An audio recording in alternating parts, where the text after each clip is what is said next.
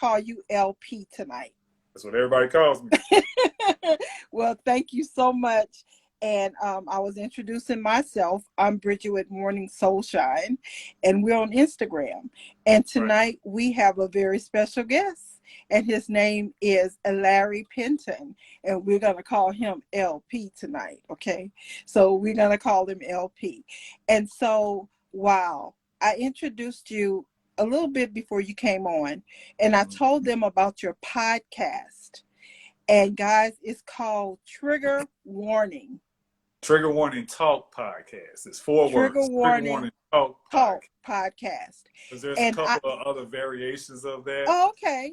So yeah, Trigger Warning Talk Podcast. Okay.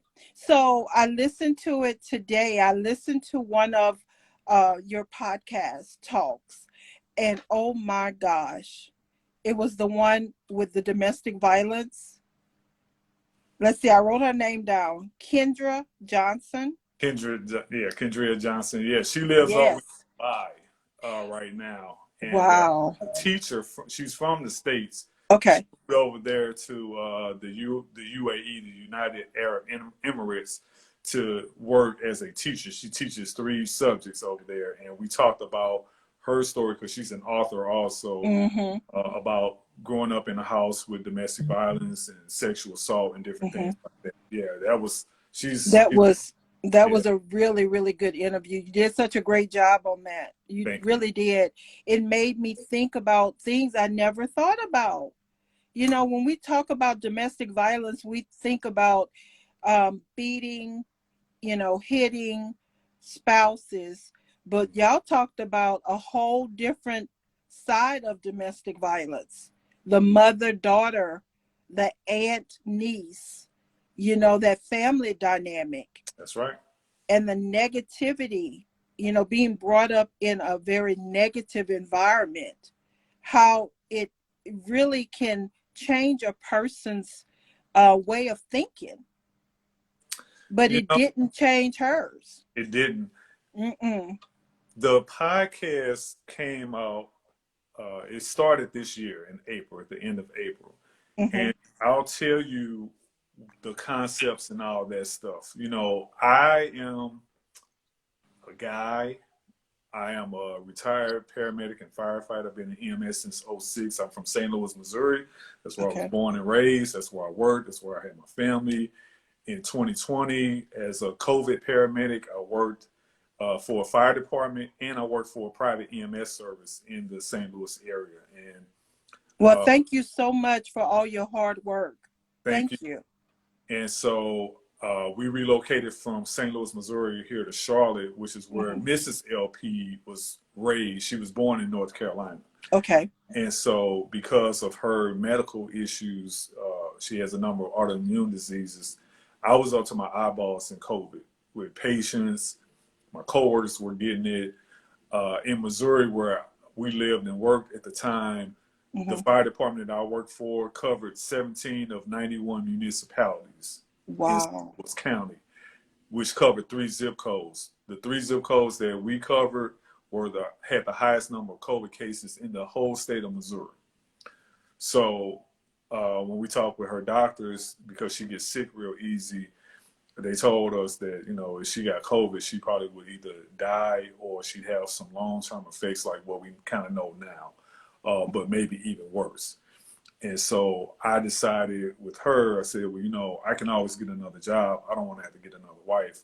Yeah. Go ahead and retire. So I retired, and I was at the top of my game. It wasn't, I didn't get fired. I didn't get laid off. I didn't, I resigned at the top of my field. And so we moved here because we had planned on moving here. We just moved it up a couple of years. Okay. Because she was already here. So in March of 2020, I got to tell you the story. So in March of 2020, I tell her, I said, why don't you go hang out with your family for about a week? Maybe this COVID stuff will pass. The very next week, they did the worldwide shutdown. And we were like, what are we going to do now? And so everything just changed. And so I retired, moved here, and I was going to go to nursing school because part of our goal was me becoming a travel nurse because she works virtually. She's been working virtually for years, way before COVID. Okay. And I said, let me get a job as a nurse, become a travel nurse, and you can travel with me, I can travel with you, and we just have a great old time. Mm-hmm. But to not have to pay the exorbitant amount of fees as an out-of-state resident, because you have to be a resident for 1 calendar year here in North Carolina. Okay. Okay, I'll just kind of sit back and wait till that time passes. Well, there's only so much TV you can watch for me that day. I'm like, yeah. hey, I'm bored out of my gourd. What do I do? A buddy of mine wanted to start a business, and he wanted me to partner with him. So we started that process. That fell through. Another friend of mine, she's a nurse. She wanted help with her business because before I got into EMS, I was in IT for 20 years. Okay. So I was like, oh, you know what? Kind of like what we know now is virtual assistant type work. So that's what we started. I was like, that'll be a great company idea. So that's where the company name Penton Pending Consultant Solutions LLC came into play. Now, not only was the work that we were doing for startup companies, I was still, still licensed, still got my certifications and all this stuff. I'm getting pulled into a lot of these conversations about COVID because of my work experience with COVID. I'm getting pulled in as a subject matter expert on a lot of things pre-hospital, or that's a tech name for EMS, and a bunch of other things. I do stop the bleed training, active violent consultant, or active shooter, what most people still call it, and a number of other things. So I was like, I think I'm going to add that to the mix because we're a consulting firm. I'm consulting these things. And so that's where a lot of that came from. The podcast came about because as a guy who's a first responder, I go into some of these rooms like Clubhouse, and I'm listening to some of these mental health rooms and some of the other things that we talk about.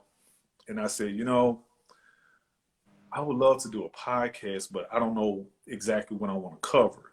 And so I started looking around in podcast world, and I'm like, I really want to talk about some things that really bother me that are near and dear to my heart. Trafficking, domestic violence, sexually based offenses, and I was like, I don't see any podcasts that are covering all three of those. Oh, and I want to do missing persons because we focus 99% of the cases that we cover are melanated men, women, and children. And Mrs. LP, a lot of people don't know this when she's not doing her day job. She is a true crime unsolved detective. And she's a rape advocate. She's been doing that for 20 plus years. Wow. And, she's a missing person expert. So she's gotten involved in some national cases where she's helped find people. Some of them alive, some of them not so. She doesn't charge anybody for that stuff. The resources that she utilizes, a lot of times they don't charge for their services, whether it's search and rescue, cadaver, whatever. So she's just a great humanitarian. And I was like, that's amazing. And I was like, I would love to add that to the podcast because nobody out here is doing that. So that's where the concept came up for doing and trigger warning, because some of the stuff we're going to talk about could be triggering. So that's where the name Trigger Warning Talk podcast came from. That's amazing. So sound like y'all were made for each other. Hey, that's my baby. Now, you were saying that in your podcast that I was listening to, that domestic violence is something that you have had to experience before in your life. Yes. Can you talk a little bit about that? Absolutely. What I want to say, I want to preface it with this. The story and the information I'm going to tell you could be triggering. So if you're triggered at any point during this interview and you need help immediately, just like I say on my podcast, call 911. That starts the documentation. It's all recorded. It gets you all the help, EMS, police, and fire. If you're not triggered immediately, but you need help with domestic violence, I'll provide the number for that. If you have issues with sexual assault or sexual offenses, there's an organization called RAIN. Again, trigger warning.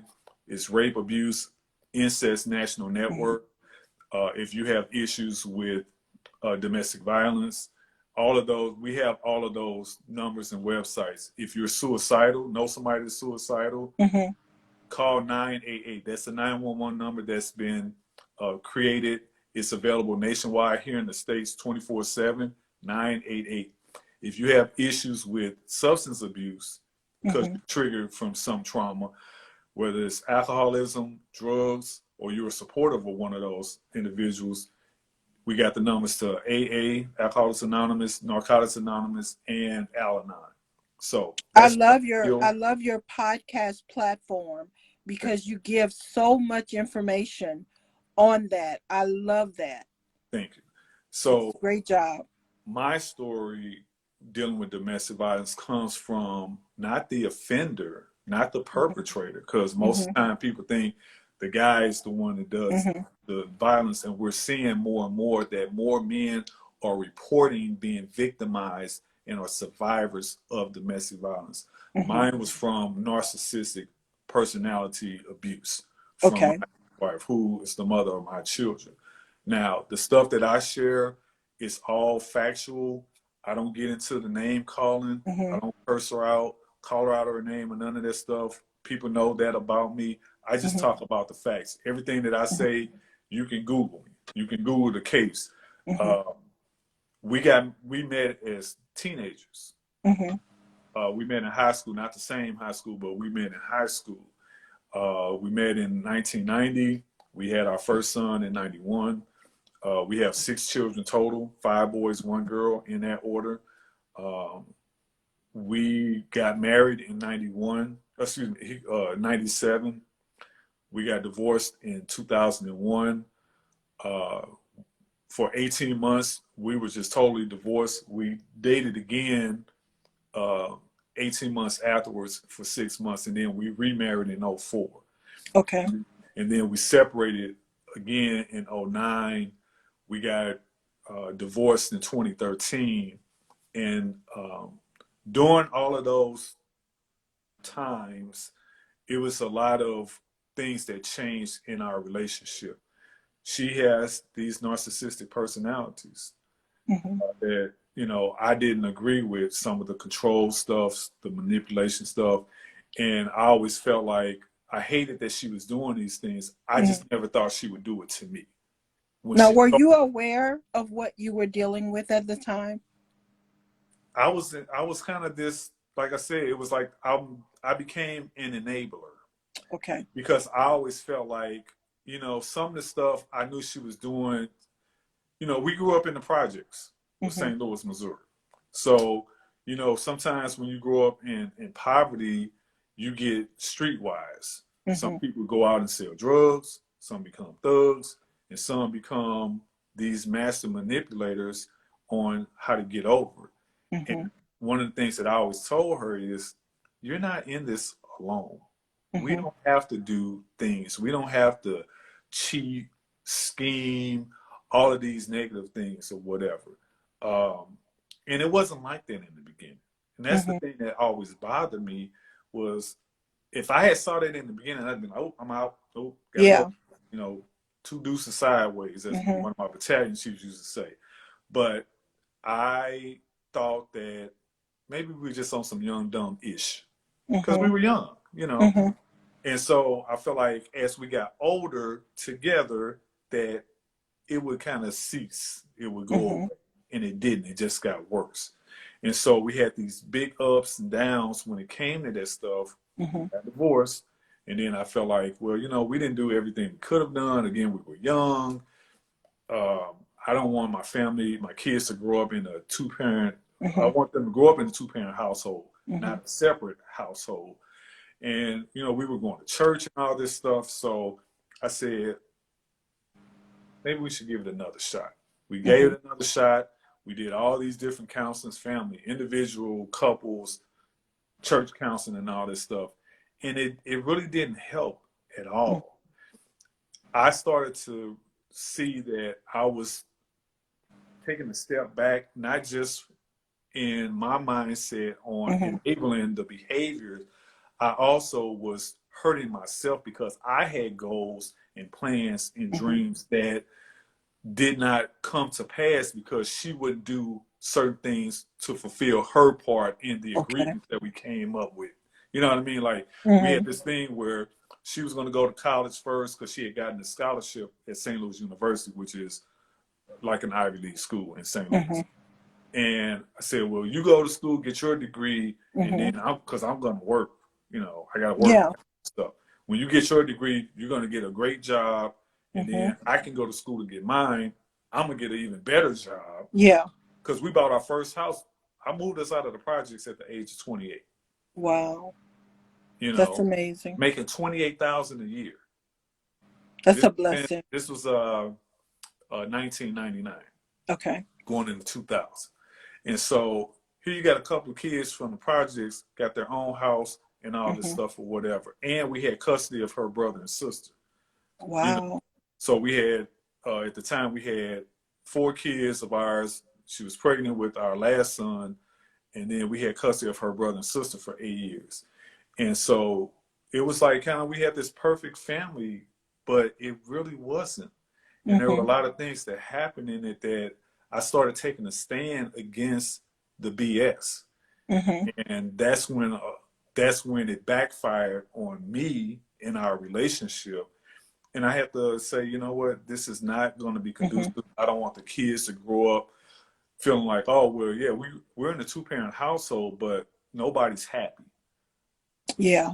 All the arguing and all this stuff or whatever, you know, there was no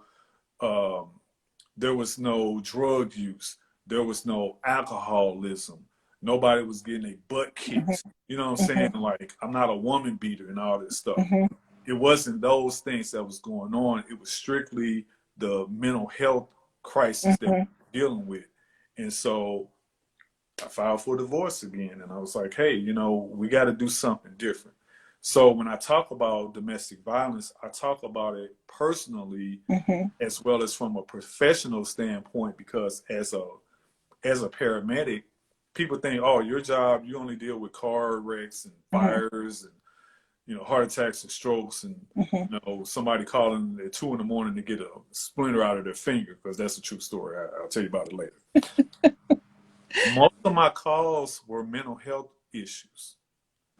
Your anxiety attacks, your PTSDs, your sexual traumas, your domestic violence, trafficking stuff, even the missing persons. So when I thought about the work that I did as a first responder, I said, I want to bring that to the forefront, because first responders, especially on the EMS side, we don't get a lot of the training that we need to deal with the calls that we get all the time. Okay. I can't tell you how many red flags that we've missed. I've only had one training, and that was at the fire department in 2019. I've been in EMS since 2006. One training. And so part of my goal is to talk to other first responders and say, hey, you guys need to have mandatory training, because we all are mandated reporters for the state that we're licensed. You can't not call in hotline or report the stuff that you see that's reportable. But, you know, that goes into a whole nother conversation. But it's so that's how you got started with your business? Yeah. Okay. Absolutely. So you travel and you train? Yes.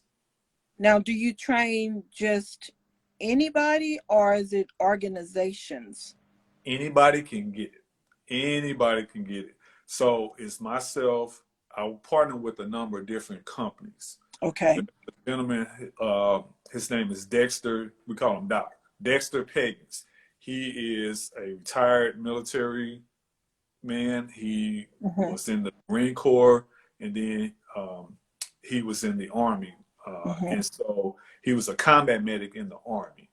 Okay. And he is just this great individual with so many licenses. He has a master's degree in education.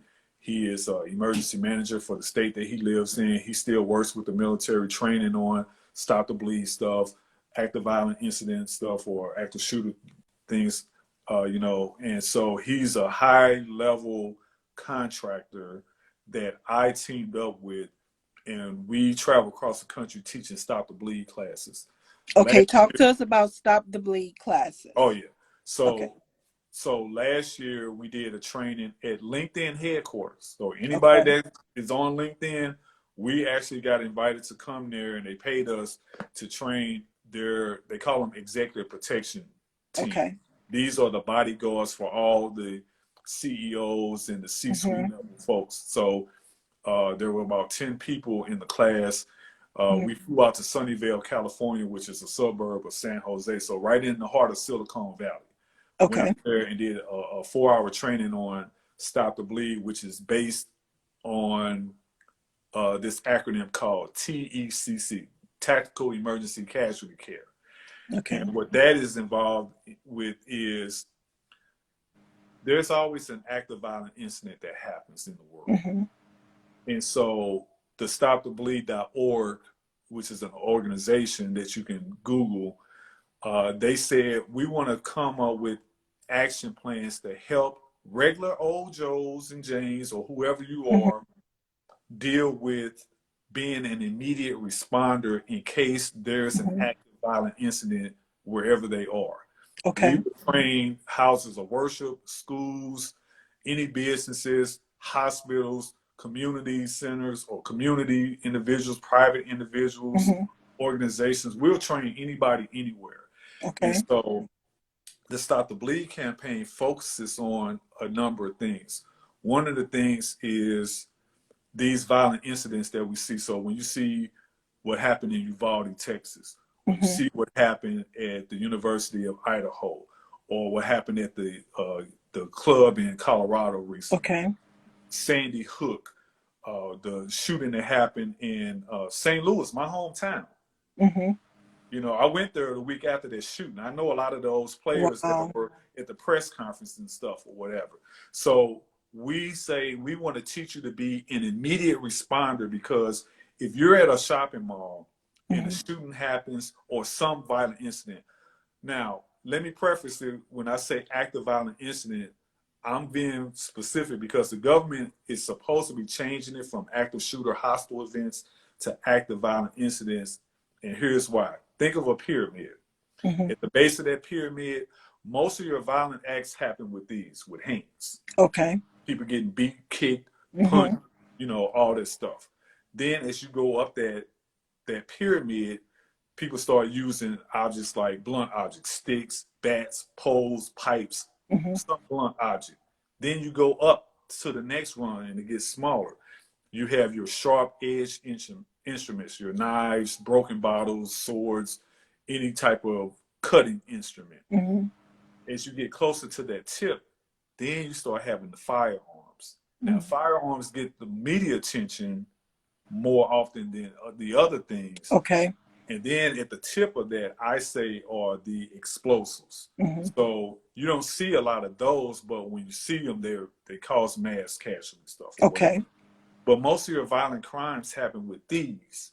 So, but people get caught up on the firearm aspect, and I say no. So dealing with active violent incidents, we want to let people know that the number one cause of death in a trauma is uncontrolled bleeding. I'll say it again. The number one cause of death in traumas is uncontrolled bleeding. And according to the statistics that we teach people, you can bleed out in as little as 90 seconds. Your body has about 4 to 6 liters of blood in it. So kind of think of, I always kind of give you the example, think of 3 2-liter bottles. Okay. You know, that's about as much as blood. That's about the amount of blood that the average human has in their body. As that blood starts to leave out, your body starts to try to compensate. And it doesn't do a great job when that blood is leaving out at a great amount with these arterial bleeds. So this is where we teach people about bleeding control, using tourniquets, using chest seals, packing the wounds with different agents, whether it's a hemostatic gauze or just some clothing or whatever. We talk about how to be a by-doer instead of being a bystander, because it makes a difference. You see it all the time, Bridget. How many videos have you seen when some violent incident happens? What do people do? They pull out their phone, they go on live. Yes. They might call 911. A lot of times they don't. No. They're trying to clout chase. They want that video to go go viral. Yeah. You know, and this person is laying here bleeding to death, and all they doing is standing there like, oh my God, look at this. Look at how, you know, and all this stuff. And it's like, could you at least call 911 first? You know, or whatever. Ain't nobody saying don't video it. Yeah. I'm not saying that. I'm saying you do whatever you want to do with your phone. The minimum that you should do is at least pick up the phone and call 911. I understand. So what is happening at that point? Do people not realize that somebody is dying? Are they just selfish and just want to do what they want to do? Or I'm sorry. Here's what I'll say. When it comes to trauma, everybody has a different trauma response. Okay. You got your fight, flight, fawn, or freeze. And you got to understand how those things work. Your body reacts a number of different ways. If you're not, I'm a first responder. If you and I are walking down the street and we pass by a grocery store and I say, hey, I need to go get some Blistex and a pack of gum. And you're like, okay. We go in the store, and next thing you know, I'm just going to use guns for an example, even though I don't like it. But again, that's what most people think about. We start hearing gunfire. There's 3 things that we teach people. It's the concept of run, hide, fight. When there's an active violent incident that's happening, the first thing you want to do is before that even happens, you always want to watch your six. You want to be situationally aware of what's going on. Okay. If you are walking down the street, from the moment you leave your house or your apartment and you're all in your phone, you know, you look up, put the keys in there, whatever, you know, and all this stuff, you're going to be more of a target. And we talk about this stuff. So I go back to the scenario. You and I in the store, we hear some gunfire going on in the store. The first thing we're going to do is we're going to identify where the gunfire is, because we want to be 180 degrees away from where it is. It's called getting off the X. We want to get off that X because wherever that gun is pointed, we want to be different. We don't want to be near it. You leave as quick as you can in as orderly a fashion as you can, because a lot of times people get hurt when running from these active violent incidents. The next thing you want to do is, if you can't run, you want to hide. Hiding is broken down in 2 components. You have, 3 components. You have cover and concealment, and then barricading. Cover, and remember this, cover shields, concealment hides. Okay. Cover shields, concealment hides. So for example, if I hide behind a curtain, that's not going to stop the bullets from coming through that curtain. But that person may not see me because I'm concealed. Yeah. Shield, so cover is, if I'm in the parking lot or I'm in that store, I'm going to hide behind wall, door, some solid object, because that is going to shield me, hopefully, from those bullets. Okay. If I'm out in the parking lot, like what happened in Buffalo at the supermarket, the guy started shooting outside and then went inside and shot. If we're in the parking lot and somebody starts shooting, I'm going to, Bridget, come with me. We're going to get behind these cars or whatever. Okay. We're going to hide behind the front end of that car, or depending on if it's a foreign car, some cars have the engine in the rear, in the trunk area. We're going to hide behind the engine block of the car, not behind the doors, not behind the trunk, because those are hollow areas. Those bullets will travel through the trunk area. They will travel through the door. We want to hide behind the engine block of the car, because the engine block is going to deflect the bullets from either penetrating you fully or maybe at all. So cover shields, concealment hides. If we can't hide, or let's say we can hide. So let's say we're in the grocery store, we go into the meat locker. We're gonna barricade that meat locker with everything in there: slabs of turkey, ham hocks, pork chops. There's a whole cow in there. We throwing everything in his mama against that door. We're gonna barricade that room like nobody's business. Paper, pencils, ice cubes, whatever. We're gonna put everything up against that door until help arrives. If that doesn't work and that person is able to get in, the last concept comes in, and that's fight. And when I say fight, I mean you got to be like that animal that's cornered, and you got to come out with everything that you can do to fight. I don't care what you got access to. If you're in the meat locker, I'm gonna pick up whatever hard object I can find in there, even if it's a piece of meat, if it's a knife, if it's a stick, if I got to get a pencil, because you can stab people with this. I can stab you in a whole lot of places with that, and it ain't got to necessarily even be sharp. I can break it and make it sharp. You want to create some type of weapon, break some chairs up or something, or just use the whole chair or whatever. That's the concept of run, hide, fight, because it's you or them. And we always say, because I studied martial arts as a kid, you always want to retract as much as you can. Run, hide. But if you got to fight, it's about how much violence you're going to do. This is such a great interview. Thank you. You're welcome. That's just the tip of the iceberg, because it's so much more that we teach people and talk about. We're talking about you being a by-doer and not a bystander. That means something. The Travis Scott show. Now, when I say we, I'm talking about myself and my work partner, Doc. So Doc and I, we did 12 shows on Professor Griff from Public Enemy. He has a channel on YouTube called Serious Minds. Serious like the satellite channel, and Minds.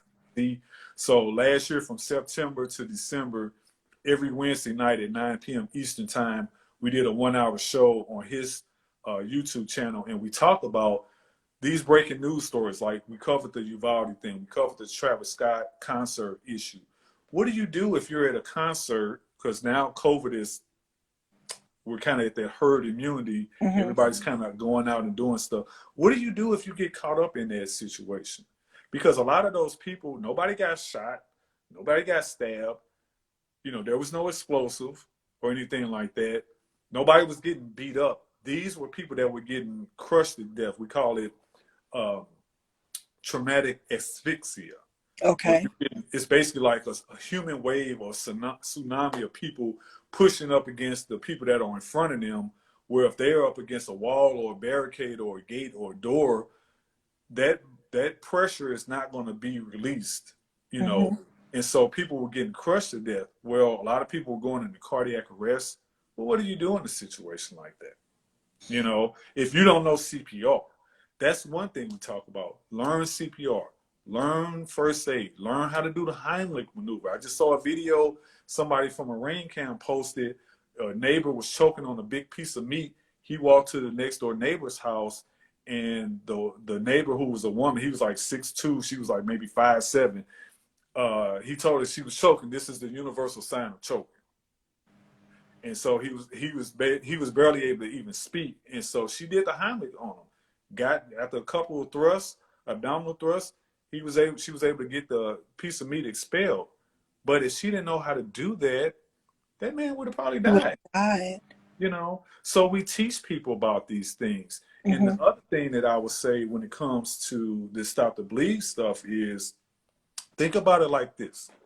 I will give you a scenario where somebody's bleeding out. Let's say somebody got stabbed. There was a story we did. There's a chain of stores here in the Southeast, because I live in Charlotte, North Carolina. There's a chain of stores called Food Line. There was a patron that came into a Food Line store, and it's all on camera. He got into an altercation with one of the employees, and they started fighting. The patron took out a knife, stabbed the guy in the upper arm and in the thigh, and then he left the store. And so he had this massive spurting blood coming out of his arm and his leg. People in the store started putting direct pressure on it until EMS came or what have you. let's say this man, nobody wanted to do anything because he got all this blood coming out, and and he laid down and he's bleeding to death, and then he goes into cardiac arrest. What do you do first? Do you do CPR first, or do you stop the bleed? Stop the bleed. Why do you say that? Because if he loses so much blood, then he's gonna expire. He's gonna have a heart attack. Right. And remember what CPR is about. CPR is cardiopulmonary resuscitation. You are mimicking the actions of the heart when you're doing chest compressions. Okay. What does the heart do? It circulates blood. Blood goes round and round, air goes in and out. Anything short of that, you're dead. So when you have that person on the ground with an arterial bleed, it could be pooling, it could be spurting, or what have you, and they go into cardiac arrest, they go unresponsive. So there's a difference between unconscious and unresponsive. Unconscious is two people get in a fight, one person gets cold cocked. Maybe in that scenario, he initially fell down and went unconscious because of the blood loss. Eventually, he's going to go unresponsive. What unresponsive is, you don't have a pulse and you're not breathing anymore. You can't have one without the other. To breathe, you got to have a pulse, and to have a pulse, you got to be able to breathe. Okay. When you lose those two things, you are considered clinically dead at that point. So the only thing that person needs from that point primarily is chest compression. So CPR mimics the compression rate, and like behind me, I got a whole chart on EKGs and all kind of stuff like that or whatever. When this thing is not doing this boom boom and it's flatlined, all you got to do is start doing compressions. Then if it's all funky, like if you look at when there's an earthquake and they have the seismograph and you see the paper, all those lines going up and down like that, that's when the AED comes into play, because that shocks the heart to stop it from doing all the crazy stuff. And it's just like, think about when you're in a store when you were a kid and your mom or your caregiver told you, hey, when we get in the store, don't ask for nothing. And you get up to the checkout where all the candy and all the good stuff is. And you're like, oh, I want this and I do that. And I'm going to use me as an example. Okay. I had a caregiver that elbowed me in the shoulder right here and was like, knock that SHIT off. That's what the defibrillator does. When they say, I'm clear, you're clear, all clear, and they put the paddles on you or the pads and they shock you. That's what the defibrillator does. It tells the heart, stop doing all this crazy stuff and pump like you normally supposed to do, because your heart generates its own electricity. It's called automaticity. So hopefully that jolt will stop. It'll stop your heart, but then hopefully it'll start generating its own natural or normal sinus rhythm to beat like this. Okay. Not crazy or flatline, because you can't do, if it's flatline, the AD doesn't do anything. And so when I see stuff like that on TV where they're like, oh, this person's flatline, charging up to 300, it's basically like if I took the light bulb out of the outlet and I start hitting the switch, expecting the light to come on, it ain't gonna come on because there ain't no light bulb in there. You know what I'm saying? So you can give it all the electricity you want, ain't nothing gonna happen. So that's just kind of a side note. But anyway, we teach people about these things because we want you to know, if you do CPR first and that person that has a massive hemorrhage, major bleed, they're gonna die. I don't care how long you do CPR, because you're not gonna be circulating anything. All the blood is drained out of it.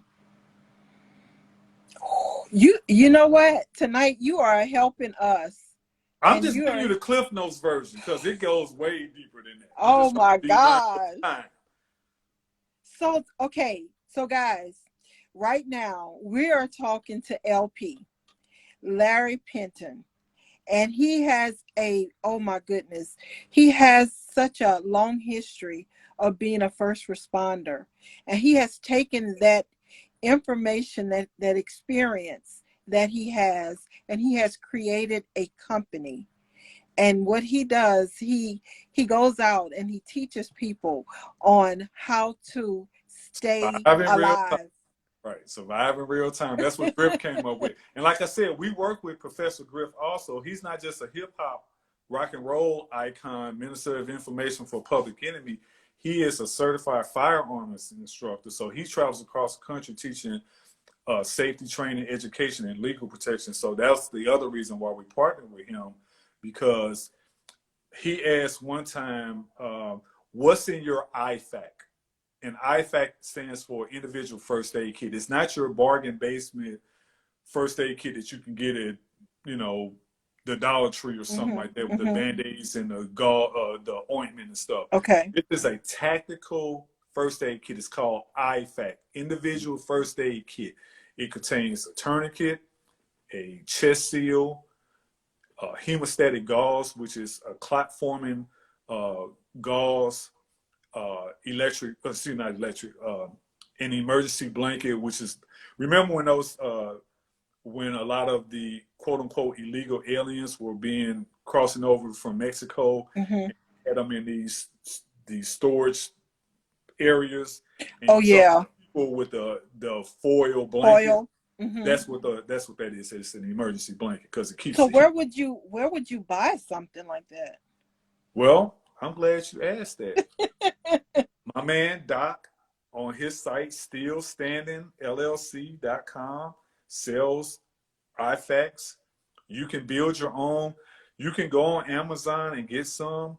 I would say be leery of the tourniquets. Everything else that they sell is cool, but the tourniquets, they don't. You got to get a tourniquet that's it's a CAT tourniquet, Combat Application Tourniquet. That's what CAT stands for. You want to get something that's Generation 7 or Gen 7, because that's going to be an approved tourniquet by the government. That's not going to, because there's a piece to it called a windlass that you tighten up. It's a plastic piece, and the cheap ones they break. They just they're no good or whatever. I would say go to Doc's website and you can look him up on IG, Dexter Jerome Peggins. Okay. I think I saw him pop up in the room. I don't know if he's still in here or not, but Dexter Jerome Peggins, he has a company called Still Standing LLC. And also there's a number of different people. There's a lot of Black and brown folks that teach this stuff too, including firearms training. A lot of Black women are becoming certified as firearms instructors. There's a gang of them that we network with. Lady Ammo with an I, Ladi Ammo. You can find her on IG. She's here in Charlotte. Woman with a weapon. I think that's part of hers. The Girls with Guns. Like I said, Professor Griff. You can go to NOIR Armory, NOIR Armory. That is a doctor who's based out of Baton Rouge, Louisiana. That's where I'm at. Yeah. Yeah. Oh, yeah. Look up NOIR Armory. Okay. Or TAC Med MD. TACMED MD. TAC Med MD. There's so many of us that are working together. Some of us haven't even met each other, but because of social media and the things that we're talking about, like what we're talking about here, we have this networking bond, because at the end of the day, we want you to survive in real time. And I always say it's not a matter of if, but when and where an active violent incident is going to happen. And what are you going to do if you get caught up in it? You can be at a shopping mall. You can be at a church, a house of worship. We know what happened with Dylan Roof. You know, we know what happened at the Uvalde's and all of these places or whatever. You can be at a grocery store. There was a young lady that got killed by LAPD accidentally. You know how?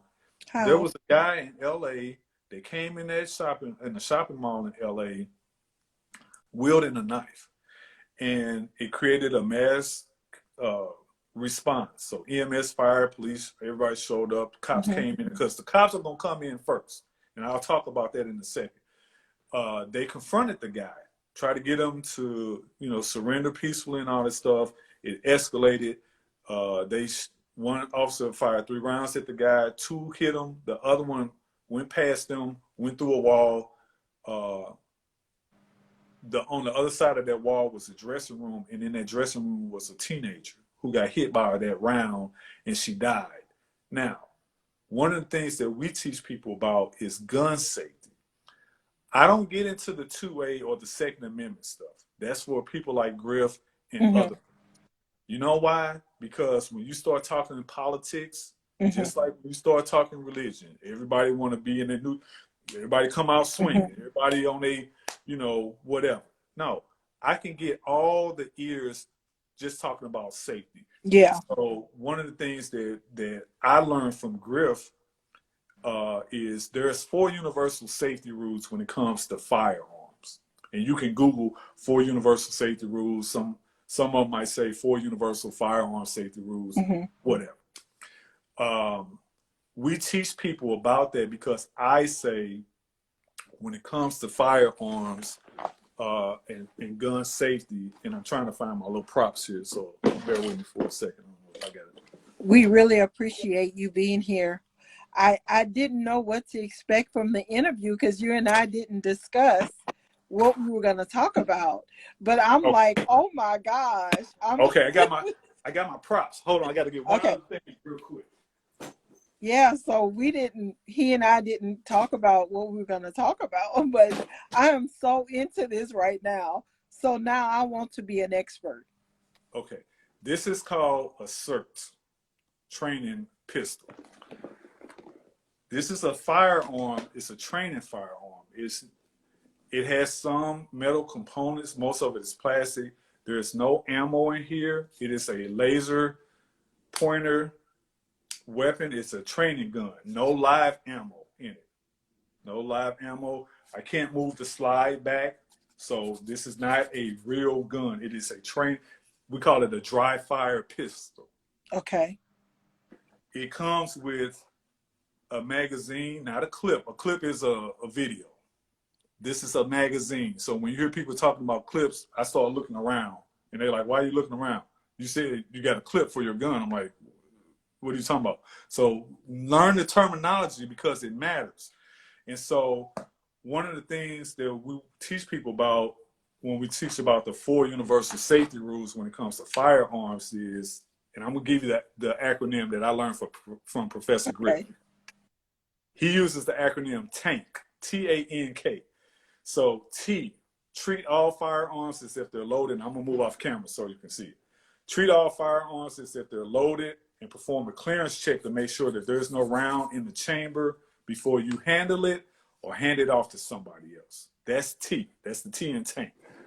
A, always be aware of your target and its backstop, meaning that, like the story I gave you about the cop that shot at the guy and then the one round went and hit the young lady. He didn't even know she was on the other side. You are responsible for every bullet that comes out of any firearm you have possession of. I didn't say that you own. I said that you have possession of.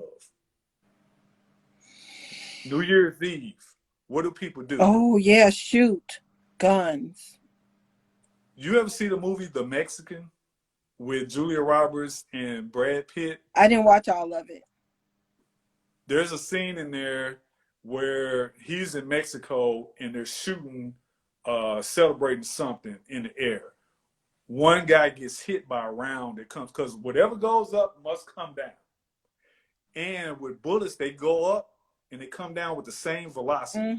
So it's going to hit a tree, it's going to hit a car, it might hit a person. So when you are somewhere on New Year's Eve and they start shooting or whatever, I say get as deep into a house as you possibly can, because bullets go through stuff. And so you want to be aware of your target and what's beyond it, because when you fire a gun, like that cop that fired that gun, he didn't know that, I'm sure he didn't try to miss or whatever. Yeah. That bullet went into a wall, and on the other side of the wall was a young lady who got killed or whatever. So you're responsible for every bullet that comes out of that chamber. And never point your weapon at anything that you're not willing to destroy. That's the most important letter to me, because people have beefs, right? All the time. Look, we talked about the pyramid. Most stuff happens with this. Then you start getting to this because this is easier. And it's almost like being a keyboard warrior to some people. I can shoot and I can go. And never point your weapon at anything that you're not willing to destroy.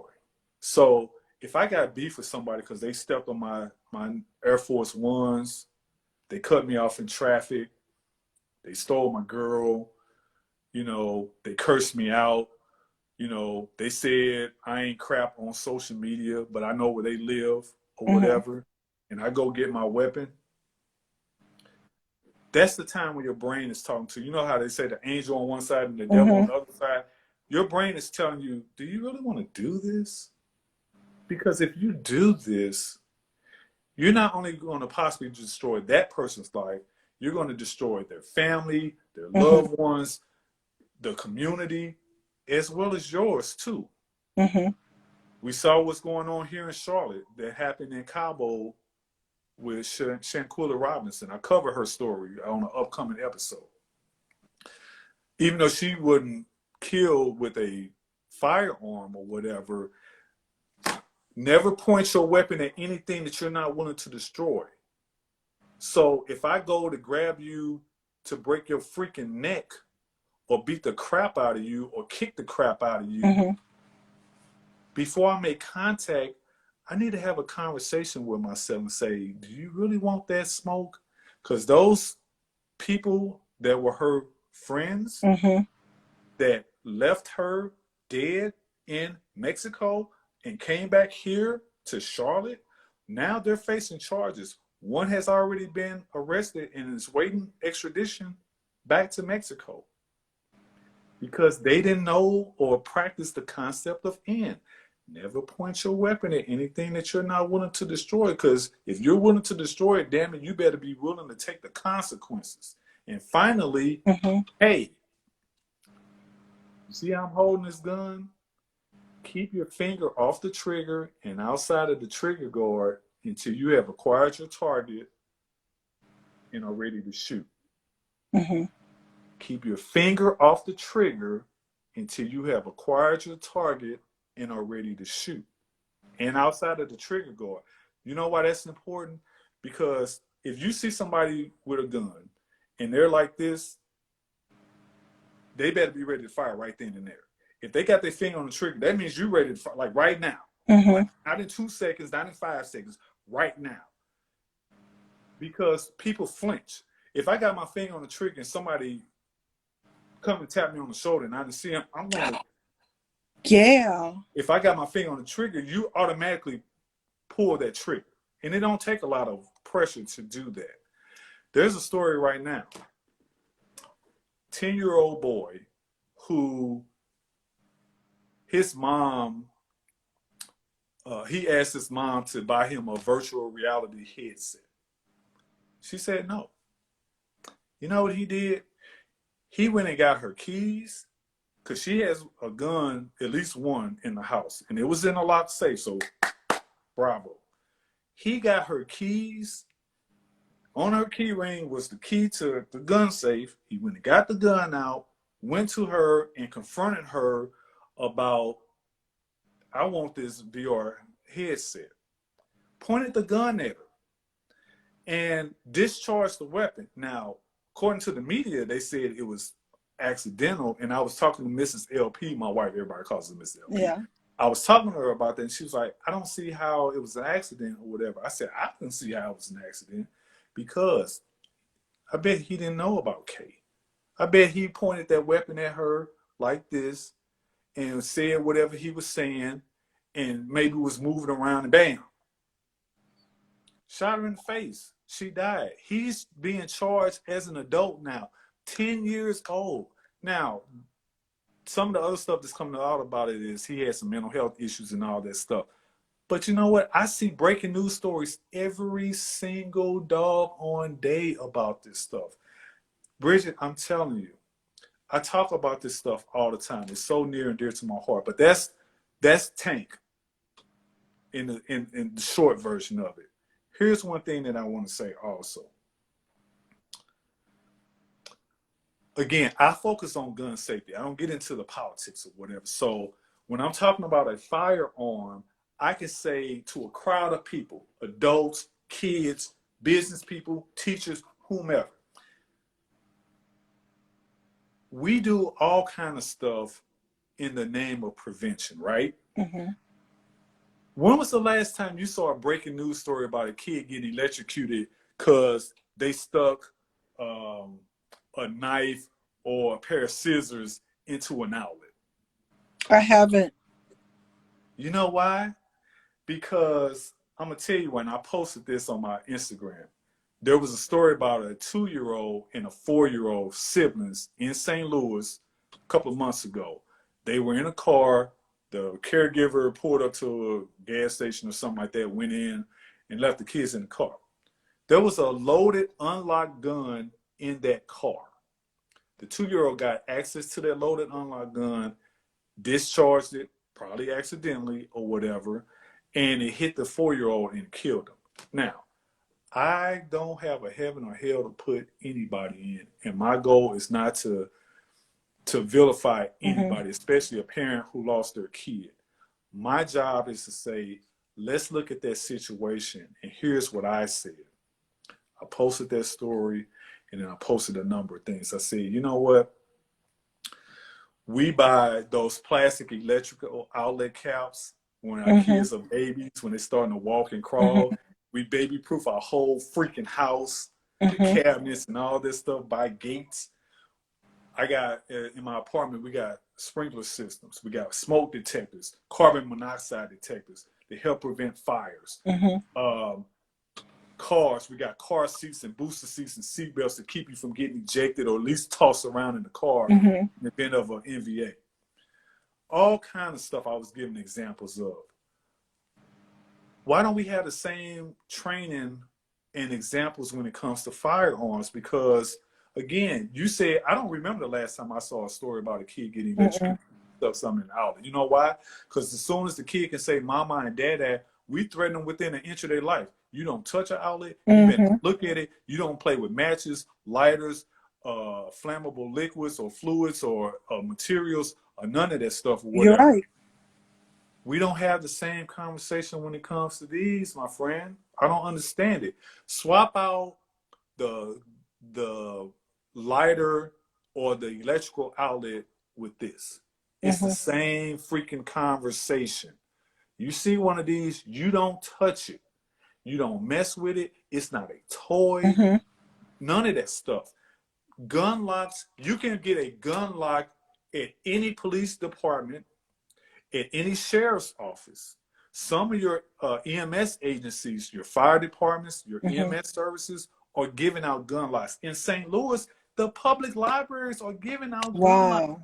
They're not asking for your DNA sample and a social security number. They're not running a background check on you to see if you wanted or something like that or got warrants on you. We as first responders would rather give you a free gun lock and have you go on your way, because you're going to be less likely the one that calls 911 and says, my baby got shot. Or your baby calling 911 and saying, I need help. I shot my mama. That's all. This is some serious stuff. Wait. I didn't say nothing about Republican. I didn't say nothing about Democrat. I didn't say nothing about on the left, on the right. I didn't say nothing about that. No. Not at all. I don't ever have to mention anything like that when I'm talking about gun safety. Not at all. It's an easy conversation. We just got to have the courage and the compassion and the strength and the willingness to have a difficult conversation about something that ain't going nowhere. Because, folks, we live in the United States of America, and people love their guns. And ain't nothing wrong with that. What's wrong with it is not having the training, the safety, the education, the legal protection, the conversations with action plans, not just dialogue. Let's come up with some action plans, folks. How are you going to secure this weapon? Because putting it under your mattress, putting it under your pillow, that ain't going to work. That's all. Man, this has been amazing. So talk to us about your company and how we can get in contact with you. Absolutely. The quickest way to get in touch with me is through my digital business card. If you open up a web browser, you can just Google me. Type in LP, my initials, LP10K, as in Keith.com. Okay. LP10K.com. The screen is going to pop up. You're going to see my handsome face. You're going to see my name. You'll see my work title. You'll see the company name. And you're going to see a bunch of icons you can click on. It'll have my business address. It'll have the business number. It'll have our email address. It'll have links to our social media platforms. Mm-hmm. It'll have some other things where you can share it to other people, like airdrop it. You can add it to your contacts. There's a QR code on there. So that's the quickest way to get in touch with me. Like I said, it has the website link on there, which is pentonpending.com. Okay. Email address is consultingsolutions@pentonpending.com. All of that stuff is on there. The podcast is called Trigger Warning Talk Podcast. All 4 words. Okay. Trigger Warning Talk Podcast. We're streaming on all major platforms. Every interview that we do is available, audio, of course. Mm-hmm. But 90% of the interviews that we do are available via video. And those are available on Spotify in the Penton Pending Consulting Solutions LLC YouTube channel. Oh, wow. Yeah. So my man Doc, he wrote this book called Are You Prepared? Disaster Preparedness for the Home and Family. Again, Dexter Doc Higgins, he's an emergency preparedness consultant. That's his company. So if you Google Still Standing LLC, this book is only 76 pages. And he gives you a wealth of information on what to do if you are in a natural disaster, if you are in a civil unrest situation, or whatever, where you can't get out and do your normal things or whatever. Okay. You need supplies or help and all this stuff. He talks about backup generators, storing water, food, all that stuff or whatever, having radios and batteries and just a bevy of things. So this book right here is invaluable. You can put it in your purse. You can throw it in a book bag. You see how thin it is. You know? Yeah. I love that. Yeah.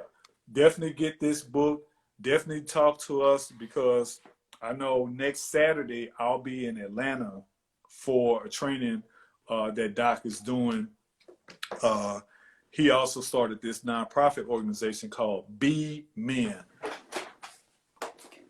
Be Men. Let me see if I can get it up here on the screen. Okay. And that stands for Build, Mentor, Educate Network Incorporated. This is a nonprofit that Doc started, and I'm a part of that. And we talk about the Stop the Bleed campaign, disaster preparedness for home and family, and emergency preparedness training the trainer. So we teach people, we train you to be an expert on a lower level on how to deal with these situations, and much, much more. It's about helping the community. That's what this training is going to be about. It's two-hour trainings on next Saturday, where we're teaching people like Stop the Bleed and different things like that. But that's the cliff notes of what I do. Wow, you have really, really shared so much with us tonight, and we really appreciate that, LP. Thank you so much. Wow. Thank you. So guys, we really appreciate LP being with us, and please give him a follow. And if you need to contact him, you can send him a message here on Instagram. And guys, thank you so much for watching Morning Soulshine with Bridget and LP. So thank you again. So we'll see you guys. Yeah, we'll see you guys on next week. God bless you. Peace and blessings, everybody. Live in awareness. Don't live in fear. Keep your That's head right. on. Learn the colors, codes of the color circle, codes of awareness. There's tons of books. All the stuff that I'm telling you, there's tons of books that you can get on Amazon about these things that I'm talking about. We're not talking about you having to take out a GoFundMe page to pay for this stuff. Mm-hmm. My phone should be blowing up right now with all these active violent incidents. And we're starting to generate more businesses, but people still have this mindset, and I'll say this in closing. People still have that mindset that it won't happen here. Mm-hmm. I live in a safe neighborhood. You know, those things only happen to those people. Those things only happen there. It's not a matter of if, but when and where an active violent incident is going to happen. Be a by-doer, not a bystander. LP out. Thank you, LP. Namaste.